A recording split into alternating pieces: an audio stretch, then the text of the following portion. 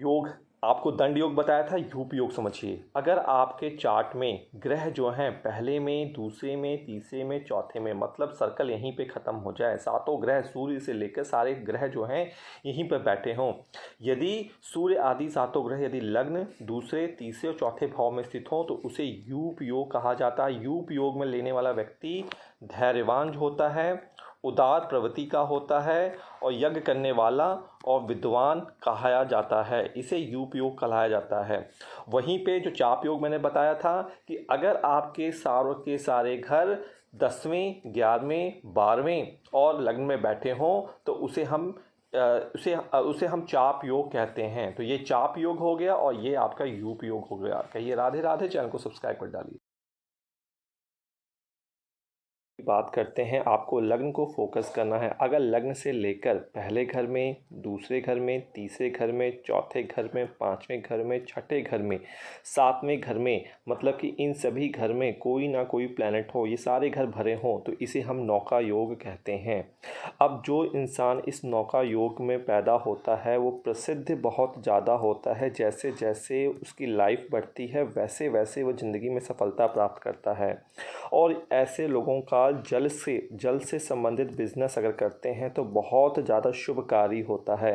सुख भोगधीन, लोभी और चंचल स्वभाव जो होता है, इनकी एक कैरेक्टरिस्टिक्स जो होती है वह नौका योग में आती है। कि ये राधे राधे। और चैनल को अभी लाइक और सब्सक्राइब करें। कूट योग की बात कर रहा हूँ, इसका ये मतलब नहीं है कि किसी को कूटना। चलिए यहाँ पे आपको जो फोकस करना है, देखिए अपने घरों को फोकस करना है।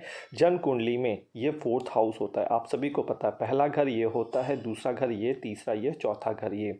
चौथे घर से आपको देखना है कूट योग में, ठीक है। जन्म कुंडली में चौथे घर से आरंभ करके अगले 7 घरों में देखिए 1 2 3 4 5 6 7, मतलब कि ये जो एरिया हो गया, ये सारे के सारे घर में अगर 7 ग्रह स्थित हैं तो यह एक तरीके का कूट योग कहलाता है, ठीक है।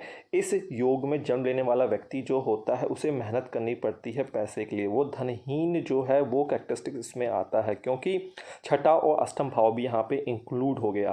तो थोड़ा कि मुझे सुंदर स्त्री या सुंदर पुरुष मिलेगा नहीं, तो इसके लिए एक शर योग होता है। तो आपको फोकस करना है कुंडली के चौथे घर पे, कुंडली के 5वें घर पे, छठे घर पे और 7वें घर पे। यदि सूर्य आदि सातों ग्रह जितने भी हैं कुंडली के चौथे, 5वें, छठे, 7वें भाव में ही स्थित हों, बाकी किसी घर में स्थान पे कहीं पे भी ना हो, सिर्फ इन्हीं 4 घरों पे स्थित होते हैं, तो ये शर योग कहा जाता है। इस योग में जन्म लेने वाला व्यक्ति को एक तो देखिए 7वां घर एक्टिवेट हो गया तो ब्यूटीफुल वाइफ या गुड हस्बैंड जो होता है बहुत अच्छा मिलता है यहाँ पे, ठीक है।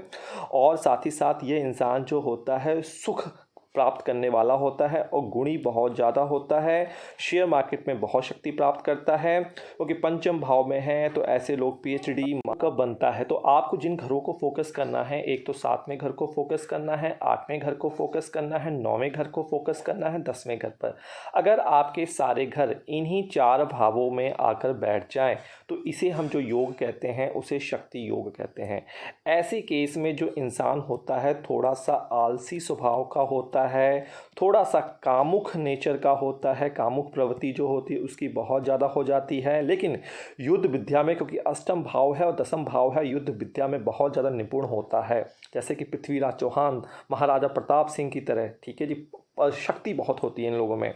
वाद विवाद करने वाला और छोटे बड़े सब लोगों से प्रेम करने वाला भी ऐसा इंसान होता है। लेकिन घर का जो भोग होता है, घर का जो सुख होता है वो काफ़ी ज़्यादा अल्प देखने को मिलता है। कहिए राधे राधे। चैनल को अभी सब्सक्राइब। चक्र योग की बात कर रहा हूँ, तो चक्र योग में क्या होता है, आपको लग्न को देखना है, दूसरे घर को, तीसरे घर को, चौथे घर को, 5वें घर को, छठे घर को और 7वें घर को। इन्हीं सभी घरों को इस तरीके से देखना है। लेकिन यहाँ पे केस क्या, एक एक घर को छोड़कर पहला घर देखना है, फिर दूसरा तीसरे घर को देखना है, फिर 5वें घर को देखना है, फिर 7वें घर को देखना है, फिर 9वें घर को देखना है, फिर 11वें घर को देखना है। बाकी घरों को नहीं देखना है। अगर ये जहाँ जहाँ पे मैंने सर्कल लगाए हैं यहाँ पे एक एक घर, एक एक प्लैनेट अगर बैठा हुआ है तो इसे चक्र नाम का योग कहा जाता है। ठीक है जी। ऐसे योग में जो उत्पन्न होता है, ऐसा जो इंसान होता है वो बहुत ज़्यादा रूपवान होता है। अगर आपने देखा होगा अपने आस-पास बहुत सारे लोग जो होते हैं बहुत सुंदर होते हैं, श्रीमान नेचर का होता है, अत्यंत प्रतापी होता है और ऐसे लोग यूपीएससी स्टेट गवर्नमेंट को आसानी से क्लियर कर जाते हैं। कहिए राधे राधे। चैनल को अभी सब्सक्राइब कर रहा हूँ। छत्र योग थोड़ा सा प्रैक्टिस करेंगे तो सारे योग याद हो जाएंगे। तो आपको फोकस करना है कुंडली के 7वें घर पे, कुंडली के 8वें घर पे, 9वें घर पे, 10वें घर पे, 11वें घर पे, 12वें घर पे और लग्न में। अगर आपकी कुंडली में सारे ग्रह जो हैं एक एक करके या दो दो करके इन्हीं सारे मतलब ये सातों के 7 स्थान भरे होने चाहिए, तो इसे हम छत्र योग कहते हैं। ऐसे योग में जो इस इंसान पैदा होता है वो दयालु होता है, पंडित स्वभाव का होता है, ज्ञानी होता है, धनी होता है, छत्र चामार होता है और राज कर्मचारी तथा बाल्यावस्था एवं वृद्धावस्था में सुखी होता है। कहिए राधे राधे और चैनल को अभी सब्सक्राइब कर डालिए।